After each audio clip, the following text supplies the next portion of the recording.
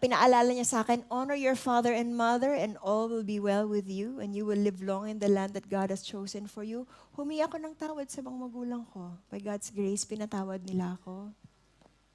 My mom was in remission from breast cancer for a long time, but then nagkasakit siya ulit. I was given 5 years to share with my mom how much I love her. Alam niyo po, growing up, hindi maayos ang relasyon ko sa magulang ko eh. Lagi kaming may conflict kasi nanay ko type A din ang personality. Pero nung inayos ni Lord yung relationship namin, finorgive niya ako.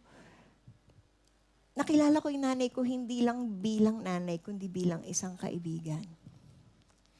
Sinishare ko sa kanya yung natututunan ko sa church.